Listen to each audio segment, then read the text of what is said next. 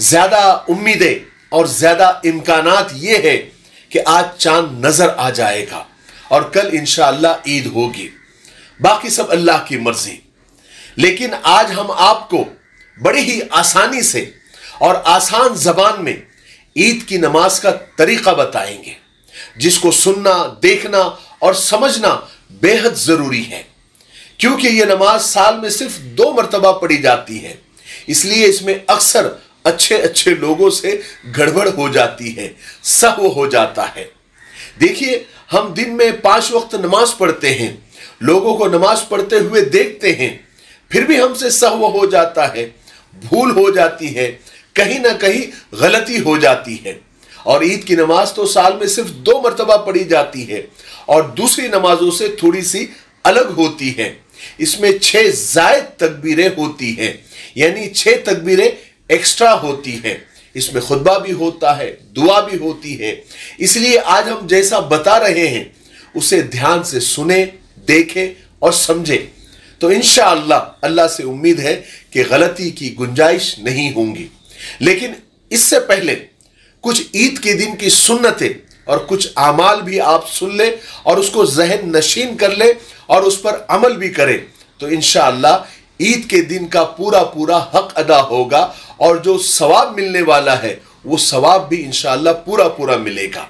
सबसे पहले हमें यह याद रखना है कि ईद की नमाज हमें यह कोशिश करनी है कि हम ईदगाह में पढ़ें, या फिर कोई अगर बड़े मैदान में ईद की नमाज हो रही हो तो वहां जाकर पढ़े, क्योंकि ईदगाह में ईद की नमाज पढ़ना ज्यादा अफजल है। और अगर आप शहरों में रहते हैं या बड़ी सिटीज में रहते हैं जहां पर ईदगाह में जाकर नमाज पढ़ने का रिवाज कम होता जा रहा है, या फिर उसकी एक वजह और यह भी है कि शहरों के हिसाब से वो ईदगाह अब छोटी पड़ने लग गई है और आजकल पार्किंग का भी मसला है, ट्रैफिक का भी मसला है। लोगों को सबसे पहले तो पार्किंग की जगह नहीं मिलती, अगर वो मिल गई तो ईद की नमाज पढ़ने के लिए ईदगाह में जगह नहीं मिलती। और दूसरी वजह यह है कि सिटीज में, बड़े शहरों में ईदगाह दूर भी होती है। इसलिए अपने महल्ले की मस्जिद में ईद की नमाज पढ़ लेना, उससे भी ईद की नमाज हो जाएगी, ज्यादा टेंशन लेने की जरूरत नहीं है। ईद के दिन की कुछ सुन्नतें हैं, कुछ आमाल हैं जिन्हें हमें ध्यान से अदा करना है। नंबर में अगर कुछ गड़बड़ हो जाए तो संभाल लेना। नंबर 1, नमाज फज्र अपने महल्ले की मस्जिद में बाजमात अदा करना। वैसे तो ये फर्ज है, रोजाना ही ये अमल करना है, लेकिन ईद के दिन खास तौर से इसका ख्याल रखना है कि फजर की नमाज बाजमात अपने महल्ले की मस्जिद में पढ़े।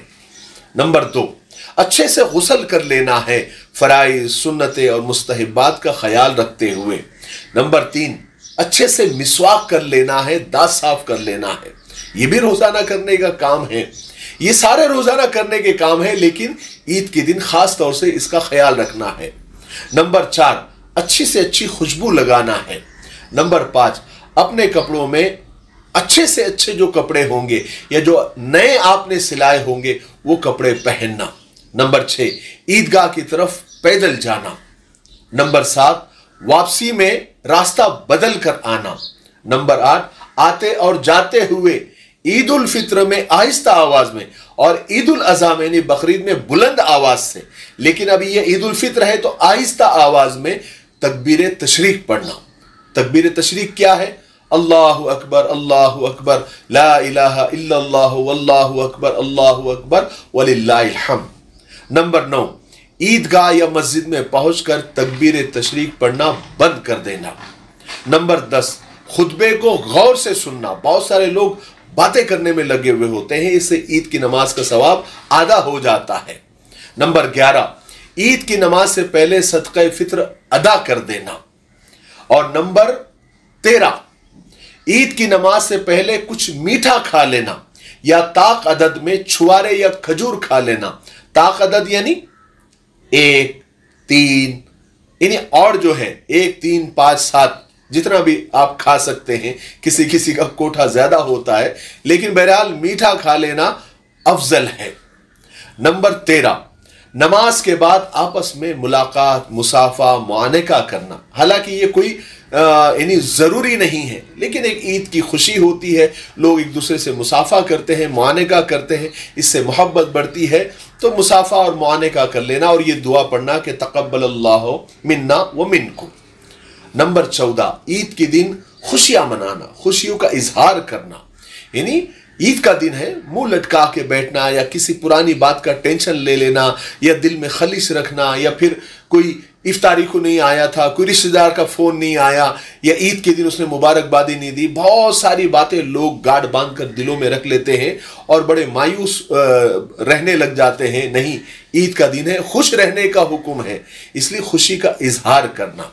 और आखिरी बात, अगर किसी की ईद की नमाज अगर छूट जाए, यानी होता है ना कभी कभी मस्जिद में भी नमाज खत्म हो जाती है, ईदगाह में भी खत्म हो जाती है, वो फिर क्या करे? तो वो 2 रकात घर में ही नफिल शुक्राने की पढ़ ले या फिर सलातु तौबा पढ़ ले कि अल्लाह ईद की नमाज छूट गई। बहरहाल ये कुछ आमाल हैं जो आपको ईद के दिन करने हैं, और खास करके ईद के दिन रोजा नहीं रखना है। बहुत सारे लोग बहुत सारी बेवकूफियां करते हैं, वो ईद के दिन आधा रोजा रखते हैं। ये आधा पौना कोई रोजा नहीं होता। ईद के दिन खाने पीने का हुक्म है, खुशियां मनाने का हुक्म है, इसलिए ईद के दिन रोजा नहीं रखना है, रोजा हराम है ना। अब तक तो सवाब था, लेकिन जहां देखिए शरीयत में जो अल्लाह का हुक्म है वो शरीयत है, जो अल्लाह रसूल ने फरमाया वो हमारे लिए शरीयत है। और जो अल्लाह रसूल का हुक्म है कि ईद के दिन रोजा नहीं रखना है, शैतान रात में छूट जाता है और दूसरे दिन लोगों को काम पर लगा देता है, तो ये बिल्कुल गलत तरीका है। ईद के दिन रोजा नहीं रखना है, खाना पीना है और खुशियां मनाना है, और हमारी खुशियों में खास करके ये ख्याल रखना है किसी और को तकलीफ ना हो, इसका हमें खास ख्याल रखना है। यानी खुशियां मनाने में लोग जो है यानी सीटियां बजाते हैं, बाइक राइडिंग करते हैं और डीजे लगाते हैं, गाने बजाते हैं, ये सब नाजायज काम है। इससे दूसरी कौमों को भी तकलीफ होती है और खास करके वो छोड़िए इस्लाम बदनाम होता है, अल्लाह रसूल बदनाम होते हैं इसकी वजह से। इसका खास ख्याल रखना है। चलिए अब हम आपको ईद की नमाज का तरीका बताते हैं। बिल्कुल आपको गौर से सुनना है, ध्यान से सुनना है और इस पर अमल भी करना है। देखिए, ईद की नमाज यानी ईद उल फित्र की नमाज वाजिब नमाज है, इसलिए नियत फर्ज है। वैसे तो हर नमाज में नियत फर्ज है, क्योंकि इन्नमल अमालु बिन्नियत, तमाम अमाल का दारोमदार नियतों पर है। इसलिए सबसे पहले नियत कर ले, दिल से। नियत दिल के इरादे को कहते हैं। अगर आपके दिल में ये नियत है कि मैं 2 रकात पढ़ रहा हूँ, वाजिब पढ़ रहा हूँ, ईद की नमाज, ईद उल फित्र की नमाज पढ़ रहा हूँ, 6 जायद तकबीरें हैं, पीछे से इमाम के वास्ते अल्लाह के मुंह मेरा काबे शरीफ की, इतना भी काफ़ी है। लेकिन अगर बहुत सारे लोग होते हैं जब तक वो ज़बान से नहीं कहते उनको तसल्ली नहीं होती, सेटिस्फेक्शन नहीं होता, तो वो ये नियत कर सकते हैं कि मैं नियत करता हूँ 2 रकात ईद उल फित्र की वाजिब 6 जायद तकबीरों के साथ वास्ते अल्लाह के, पीछे इस इमाम के, मुंह मेरा काबे शरीफ की तरफ, इतना कहकर। अब आप तो जमात के साथ नमाज पढ़ रहे हैं, इसलिए आपको इमाम साहब को फॉलो करना है।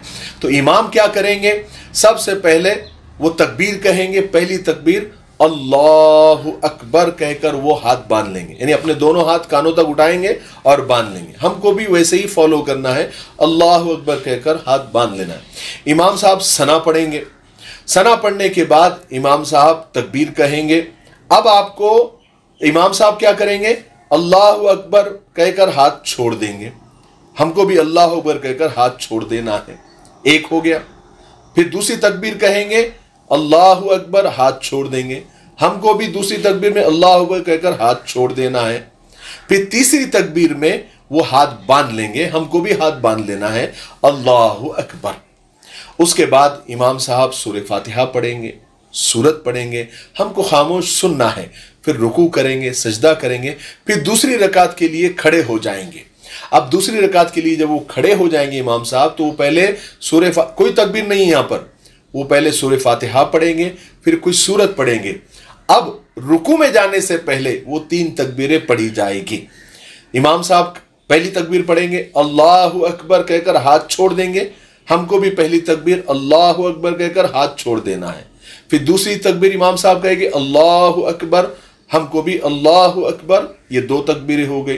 फिर इमाम साहब अल्लाहु अकबर कहकर हाथ छोड़ देंगे, हमको भी अल्लाहु अकबर कहकर हाथ छोड़ देना है, ये 3 तकबीरें हो गई।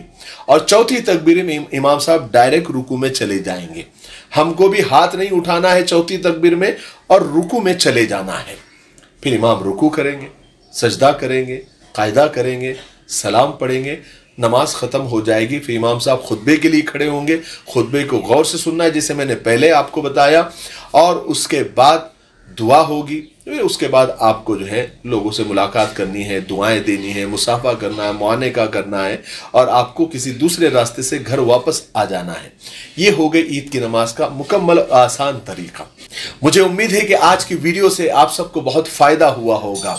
अगर आप इसे शेयर करते हैं तो आपको सवाब भी मिलेगा, ताकि दूसरे लोग भी, उनकी नमाज भी आसान और सही तरीके से हो जाए। ठीक है, तब तक मेरे लिए, पूरी उम्मत के लिए, पूरी इंसानियत, पूरी मानवता के लिए और हमारे प्यारे मुल्क भारत के लिए, यहाँ की अमन शांति, तरक्की, उन्नति के लिए खूब दुआएं करते रहें। अस्सलाम वालेकुम व रहमतुल्लाहि व बरकातुहू। ये हमारा मिफ्ताही तलबीना है, ये नबवी नुस्खा है। आप सल्लल्लाहु अलैहि वसल्लम ने फरमाया ये पेट की बीमारियों के लिए बहुत मुफीद है, और ये सुन्नत भी है, ग़िज़ा भी है, शिफा भी है, दवा भी है। इसे बनाने का भी बहुत आसान तरीका है। एक गिलास दूध में 2 चम्मच तलबीना डालकर इसे उबाल ले, खीर की तरह बन जाएगा, और फिर इसमें शहद या शक्कर डालकर आप भी पिए, बच्चों को भी पिलाएं। घर में हर एक उम्र के लिए ये मुफीद है। स्क्रीन पर आ रहे नंबर पर आप कॉल करें, आप दुनिया में कहीं भी हो, ये आप तक पहुंचा दिया जाएगा। ठीक है, एक से ज्यादा लेंगे तो कुरियर फ्री है। अगर आप डिस्ट्रीब्यूटर बनना चाहते हैं तब भी इसी नंबर पर आप कॉल करें। मुझे उम्मीद है कि आप जरूर, एक मरतबा क्यों नहीं होता, आप खरीदेंगे।